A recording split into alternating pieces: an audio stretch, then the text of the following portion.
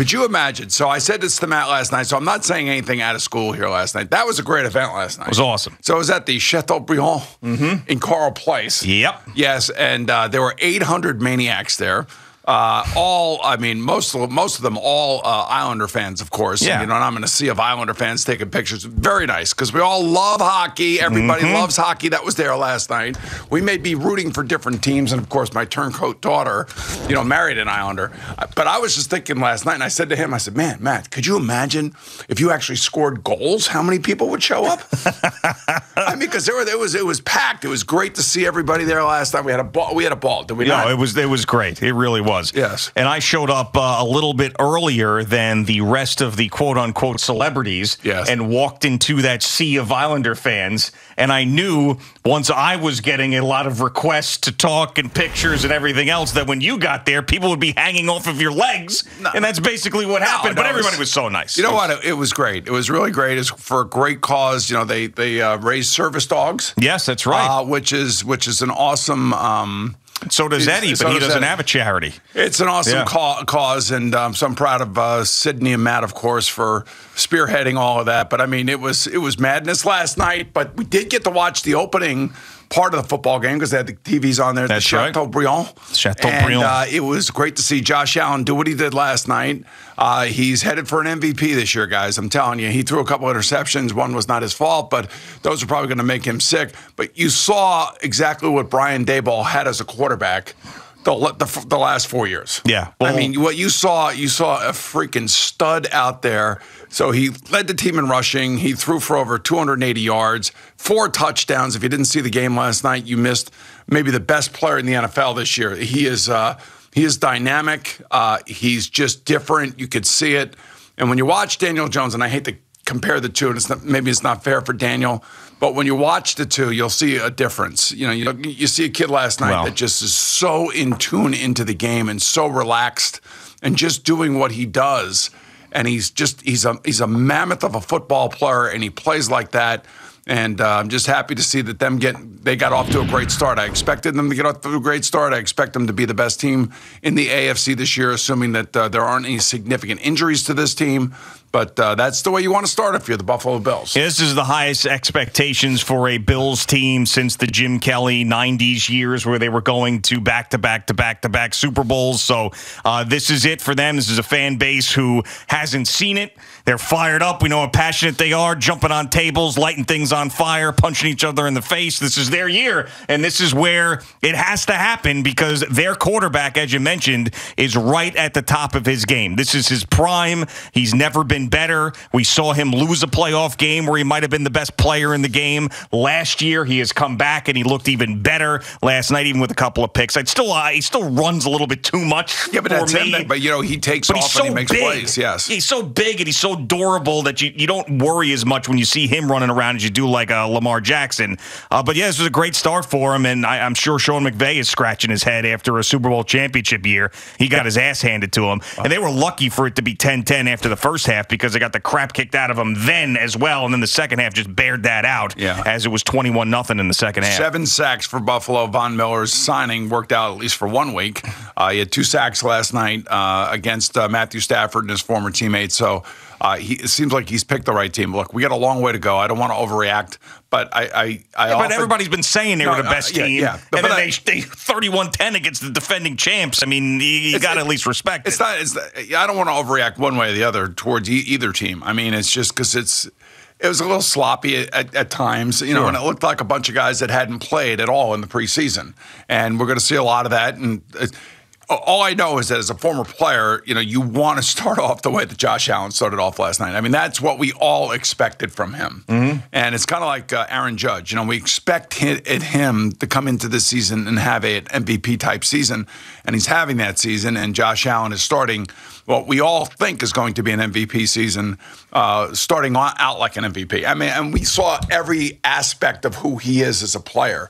And this is what Brian Daboll is praying to God, that there is a little bit of that in Daniel Jones. But I just think, like I said, I don't want to compare him because you can't. You can't. But the point being is that that's the offense that he's going to be running here. But the thing is that you saw Josh Allen last night probably make about 10 plays that, are not scripted. They call a play and then they snap the ball and then the play doesn't work. He rolls to the right. Somebody beats a guy down the right sideline, Steph Diggs, and then he heaves it down the field, or Gabriel Davis heaves it down the field. And that's a play that is, that's not in the playbook. That's just Josh Allen being the playmaker and not being overwhelmed and understanding what's going on the field. And that's what you're hoping for. If you're Brian Daboll and Mike Kafka and Joe Schoen. I've heard so much of this with where Brian Daboll's going to come and get the best out of Josh Allen. I mean, the best out of Daniel Jones because he's got the best out of Josh Allen. That's not the conversation we should be having. The conversation we should be having is Brian Daboll needs to do what he did with Josh Allen for the next guy, because the next guy's going to get drafted and he's going to get his hands on him early, like he got his hands on Josh Allen early, and then 3 years in, the guy's in the MVP conversation. You're not turning chicken salad from the chicken bleep. You're not doing it with Daniel Jones. It's for the next guy. Well, I'm just saying. And there's going to be a next guy next year. Okay, that's next year, but the reality is that they have 17 games this year. And the other part of the reality is that, what are they going to get out of Daniel Jones? Let's put it that way. I mean, I'm just telling you, last night, Brian Daboll came from that team. Yeah, it didn't look like they missed him. No, it's true. Yeah. But again, as you said, Josh Allen's running a lot. 17-game season. Let's just hope that he makes it through the season. But you could also tell that the Rams were missing Andrew Whitworth, who retired in the offseason, their big left tackle who had been around for like 18 years. Sure. They may call him up and say, we need you back. Sasquatch is his nickname. Yeah. Big old Andrew Whitworth with the Bengals for many years. Yeah, I love Andrew Whitworth. He's like, everybody would want him on their team. And every quarterback would want him. Walter Payton Man of the Year, right? He's a great dude. Last year. Yeah, he's a great dude. And then he had been up for it for like 7 or 8 years or something. So he got it in his final year, and or Russell Wilson, I think, got it. So I think okay. It was 2 years ago when Andrew got it. Okay. So it was, he is a great dude. He is a great dude, and they missed him, and it was obvious last night. Yeah, so Josh Allen, he makes his presence known. Will Justin Herbert, will Patrick Mahomes, will Russell Wilson in a new place do that? I mean, these are the questions that we have, and it is a little scary when everybody thinks a team is going to be very, very good, and then they come out and put that performance out. So I want to see some of the other teams that we're talking about that we expect to be very, very good, like the LA Chargers. That's another one that I'd like to see their first impression, and we are going to overreact to it because that's what we do. We haven't seen these teams in a long time. We haven't watched real football that has mattered, so these first games are going to give us that first impression, and we're going to overreact. But this AFC is going to be, I can't remember, and I know this might be a little bit of recency bias, but I really can't remember where there's been this many teams in a conference that you feel like could go to the Super Bowl as we sit here in Week 1. Now, I know there's some teams that are favored more than others, but there's 3 in one division for crying out loud. I only think there's one offshoot quarterback that has a chance to make it because his team is so good and because of the conference they play in. Offshoot quarterback. Yeah. So Jalen Hurts. Yes. Okay. That's or maybe Jameis. Yeah, famous James. Because I know that the Saints are kind of like a sexy, underrated pick. As a matter of fact, our big boss yesterday, Sean McManus, we had a meeting with them, and him and David Burson, and the question was, who's the most underrated team and who's the most overrated team in the NFL? He was just asking it out loud, and then we said, you want to sit with us on Sunday and ask us that? He said yes, and I said, well, we'll agree with whatever you say. Sure. But he was asking. Laugh at all your jokes, too. Yeah, right. I was trying to think. I think we all feel like in the AFC there are like 7 or 8 teams because they do have the alpha male at quarterback. Most of these teams went out and got 2 pass rushers. One of the reasons why Buffalo signed Von Miller was what you saw last night. Absolutely. That's why Chandler Jones and Max Crosby are in Oakland. That's why Joey Bosa and Khalil Mack are out for the Chargers. These are guys that change games and they put pressure on opposing quarterbacks, and that's why. When you take a look at some of these teams and you look at the quarterbacks, the coach, and the pass rush, you say, okay, these teams are going to be the teams. Does Kansas City really have that? Well, I really think that they got one of the best players. Great quarterback. Yeah, one of the best players I've ever seen at the position. I expect him to be great again, but they needed to get multiple championships in that window prior to having to cut guys on the defense. And it's just very, very hard to rebuild that defense every single year, and they try, and then obviously they're losing Tyreek Hill because of the Mahomes contract and the Kelsey contract and some of the other guys that they had to sign. So with the conference being what it is, I mean, that's a team that, they're still a first-tier team. You can't say that they're not. They're still a first-tier team, but I don't feel as good about them going into this season as I had the last couple of years. I really haven't. I mean, and Patrick Mahomes could go out and he could win the MVP and then get right back to the Super Bowl and shut me up. But right, I think a lot of people think they're going to be a wild card team this year. Yeah. Because of the difficulty of that division. Denver hasn't had a quarterback in 7 years. You've had the coaching situation, the GM situation in Las Vegas for 3 years.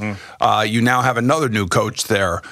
When you think of where Kansas City is, losing Tyreek Hill, that's big. Tyreek Hill is such a presence for Patrick Mahomes, and every time you turned on, the highlights, there goes Tyreek Hill going and making a play. Like, you cannot.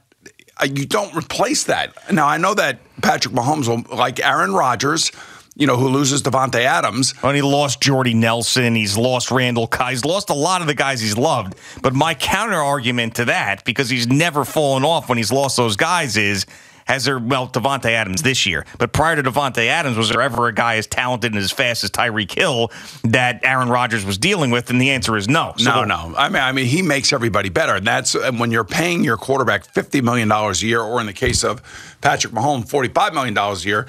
They have to be good enough to camouflage, wherever the weaknesses may be on their offense.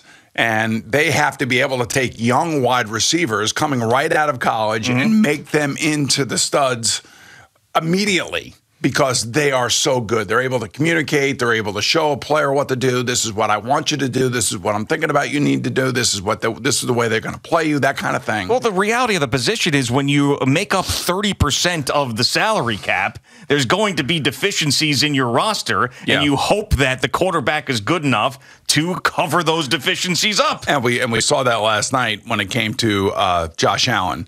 And the other thing, too, is that the teams I thought that had the best offseason, the Jets were one of those teams. That meant free agency, that meant draft, and that meant, a coaching staff that's together now for, the second year. And there's a lot of continuity there, but there's also a lot of problems there.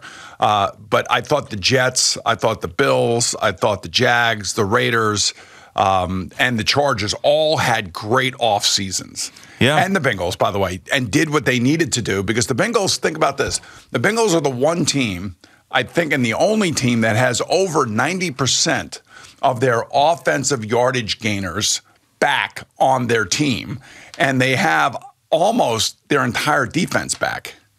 Yeah, I mean, that's it. That in the NFL is rare. 4 new starting offensive linemen. And remember, Joe Burrow got through the playoffs last year as the most sacked quarterback. I think he was sacked 14 times in the playoffs last year. Yeah, I mean, I think people are underrating them going into the season, maybe because they feel like it was this wild run to the Super Bowl that can't happen again. The conference is stacked, but that's a team I think that is being overlooked in the preseason. And by the way, we've talked a lot about Josh Allen. Just another reminder, everybody that's listening probably knows this, but in the 2018 draft, the Jets and Giants both had an opportunity to take Josh Allen, and the Giants took Saquon Barkley, and the Jets took Sam Darnold. And that's why we're going into another season where both these teams are going to blow.